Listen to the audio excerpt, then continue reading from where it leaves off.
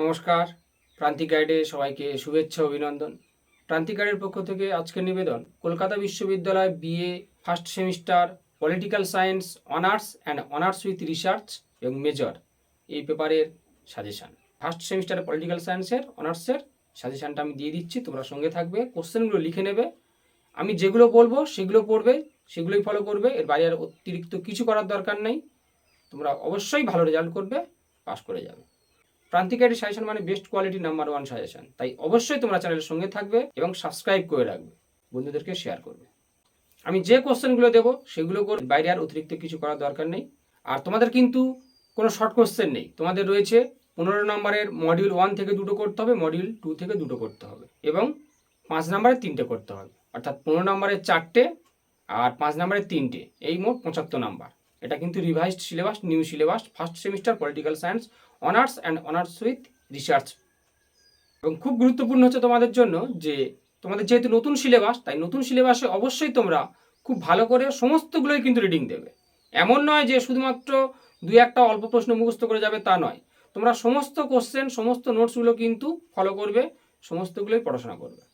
কারণ একটা কোশ্চেন যদি ছেড়ে আসো তাহলে সেখানে কিন্তু অনেকটা গ্যাপ থেকে যাবে মার্কসের ক্ষেত্রে। বিশেষ করে যাদের টার্গেট রয়েছে, যাদের অ্যাম্বিশন রয়েছে যে একটা ভালো রেজাল্ট করার, 80% অ্যাভাব মার্কস পাওয়ার, তাদের জন্য খুব গুরুত্বপূর্ণ হচ্ছে তোমরা সমস্ত কিছু পড়াশোনা করবে। আমি যে সাজেশনগুলো দেবো সেগুলো আগে মুখস্থ করবে, সেগুলো প্রথম মুখস্থ করবে। তারপরে তোমরা অন্যান্য যে কোশ্চেনগুলো, অন্যান্য যে সিলেবাসের যেগুলো রয়েছে সেগুলো একটু রিডিং দেবে। কারণ রিডিং দেওয়া থাকলে তোমরা পরীক্ষায় লিখতে পারবে, নামাতে পারবে। বিষয় সম্পর্কে, সাবজেক্ট সম্পর্কে একটা কনসেপ্ট তৈরি হবে। আগে কনসেপ্ট নিতে হবে যেন লিখতে পারো, নামাতে পারো। কারণ টার্গেট থাকবে 75-এ 75 অ্যান্সার করে আসা। 75 নাম্বার যদি তোমরা অ্যান্সার করতে পারো তাহলে কিন্তু ভালো রেজাল্ট হবে এবং নোটস কিন্তু ভালো করে লিখতে হবে। ভালো রেজাল্ট করতে গেলে প্রচুর পরিমাণে পড়াশোনা করতে হবে এবং অবশ্যই করে কিন্তু ভালো নোটসও লিখতে হবে। আর আমি যে কোশ্চেনগুলো দেবো, যে সাজেশনটা দেবো, সেটা তোমরা করবে, বাইরে আর অতিরিক্ত কিছু করার দরকার নেই। সেখান থেকে তোমরা কমন পাবে। অবশ্যই প্রান্তিক গাইডের সঙ্গে থাকো, সমস্ত হেল্প পেয়ে যাবে। আর প্রান্তিক গাইডের সাজেশন ফলো করলে অন্য কোনো সাজেশন ফলো করার দরকার পড়বে না, প্রয়োজন পড়বে না, এটুকু বলে দিলাম। অবশ্যই চ্যানেলের সঙ্গে থাকবে, আমি যেগুলো বলবো সেগুলোই ফলো করবে। প্রান্তিক গাইড থেকে যে লাস্ট মিনিট ফাইনাল সাজেশন দেওয়া হবে সেটা হচ্ছে সুপার একটা প্রসেস এবং সুপার সাজেশন। ওই সাজেশন অবশ্যই তোমরা সংগ্রহ করবে। লাস্ট মিনিট ফাইনাল সাজেশন প্রান্তিক গাইডের পরীক্ষার পূর্বে আমি সঠিক সময় দিয়ে দেবো, চিন্তা করতে হবে না। আর যারা অনলাইন ক্লাস করতে চাও, অনলাইন ক্লাস করতে ইচ্ছুক, যোগাযোগ করবে। স্ক্রিনে এবং ডিসক্রিপশন বক্সে ফোন নাম্বার দেওয়া থাকবে, তোমরা যোগাযোগ করবে, অনলাইন ক্লাস পেয়ে যাবে। আমি কোশ্চেনগুলো বলে যাচ্ছি, তোমরা লিখে নাও, খাতায় লিখে নেবে, নিয়ে সেগুলো আগে পড়বে, সুপার করে পড়বে, সেগুলোই পড়বে। এবং অবশ্যই আমি স্টার মেরে দেবো, দাগ দিয়ে দেবো, অবশ্যই আমি স্টার মেরে দেবো। স্টার মেরে দেওয়াগুলো আগে মুখস্থ করবে, অন্যগুলো তারপরে পড়বে। কোশ্চেনগুলো লিখে নাও। 15 নম্বর জন্য আমি বলে যাচ্ছি মডিউল 1 থেকে, তোমরা কোশ্চেনগুলো লিখে নাও। প্রথম প্রশ্ন লিখে নাও, রাজনীতির সংজ্ঞা দাও, রাজনীতির অর্থ ও প্রকৃতিগুলি আলোচনা করো। রাজনীতির সংজ্ঞা দাও, রাজনীতির অর্থ ও প্রকৃতিগুলি আলোচনা করো। দ্বিতীয় প্রশ্ন, ক্ষমতার অর্থ ও তাৎপর্য বলতে কী বোঝো, সে সম্পর্কে আলোচনা করো। ক্ষমতার অর্থ ও তাৎপর্য এগুলি আলোচনা করো এবং ক্ষমতার বৈশিষ্ট্যগুলি আলোচনা করো এবং ক্ষমতার বৈশিষ্ট্যগুলি আলোচনা করো। পরের প্রশ্ন, কর্তৃত্ব কাকে বলে, কর্তৃত্বের বৈশিষ্ট্য এবং কর্তৃত্বের উৎসগুলি কি কি তা আলোচনা করো। পরের প্রশ্ন, ম্যাক্স ওয়েবার কর্তৃত্বের উৎসগুলি কি কি শ্রেণীবিন্যাস করেছেন তা ব্যাখ্যা করো বা আলোচনা করো। ম্যাক্স ওয়েবার কর্তৃত্বের উৎসগুলি সম্পর্কে কি আলোচনা করেছেন তা আলোচনা করো।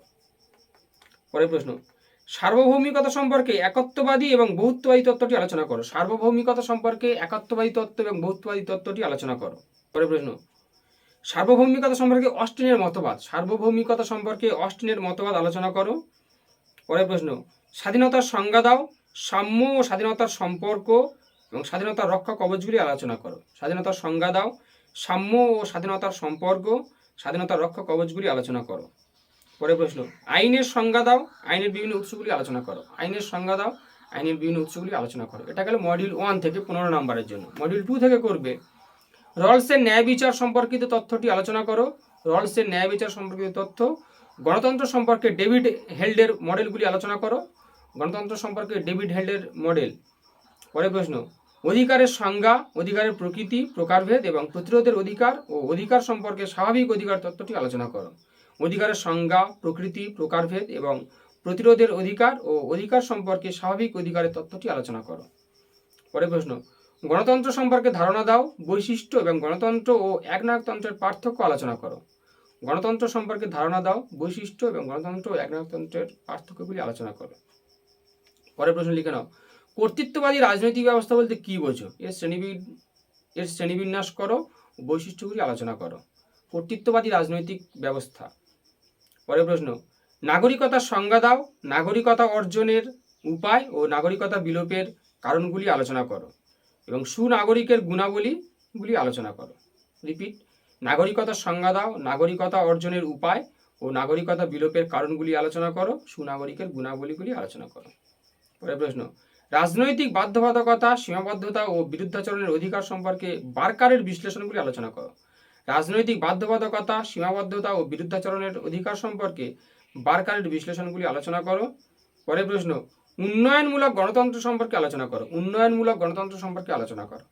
এই গেল 15 নম্বরের জন্য মডিউল 2 থেকে। তাহলে মডিউল 1 অ্যান্ড 2 15 নম্বর হয়ে গেল। এবার যাও 5 নম্বরের জন্য। 5 নম্বরের জন্য তোমরা করবে, ক্ষমতা বলতে কী বোঝো, কর্তৃত্ব বলতে কী বোঝো, জাতির সংজ্ঞা দাও, জাতীয় রাষ্ট্রের মধ্যে পার্থক্য, গণতন্ত্রের বৈশিষ্ট্যগুলি আলোচনা করো, প্রত্যক্ষ ও পরোক্ষ গণতন্ত্র বলতে কী বোঝো, স্বাভাবিক অধিকারের তত্ত্বটি লেখো, অধিকারের সংজ্ঞা, শ্রেণীবিভাগ এবং বৈশিষ্ট্য, প্রতিরোধের অধিকার, সাম্য বলতে কী বোঝো, সাম্য ও স্বাধীনতার সম্পর্কে আলোচনা করো। এই কোশ্চেন কটা 5 নম্বরের জন্য। আবার রিপিট করছি, ক্ষমতা বলতে কী বোঝো, কর্তৃত্ব বলতে কী বোঝো, জাতির সংজ্ঞা দাও, জাতীয় রাষ্ট্রের মধ্যে পার্থক্য, গণতন্ত্রের বৈশিষ্ট্য, প্রত্যক্ষ ও পরোক্ষ গণতন্ত্র, স্বাভাবিক অধিকার তত্ত্ব, অধিকারের সংজ্ঞা, শ্রেণীবিভাগ, বৈশিষ্ট্য, প্রতিরোধের অধিকার, সাম্য বলতে কী বোঝো, সাম্য ও স্বাধীনতার সম্পর্কে আলোচনা করো। এগুলো তোমাদের 5 নম্বরের জন্য। এগুলো করো, যেগুলো দিলাম সেগুলো করো, এর বাইরে আর অতিরিক্ত কিছু করার দরকার নেই। আর অবশ্যই আমি লাস্ট মিনিট ফাইনাল সাজেশন দেবো, চিন্তা করতে হবে না। প্রান্তিক গাইডের সঙ্গে থাকো, সমস্ত কিছু হেল্প পেয়ে যাবে। লাস্ট মিনিট ফাইনাল সাজেশন পেয়ে যাবে।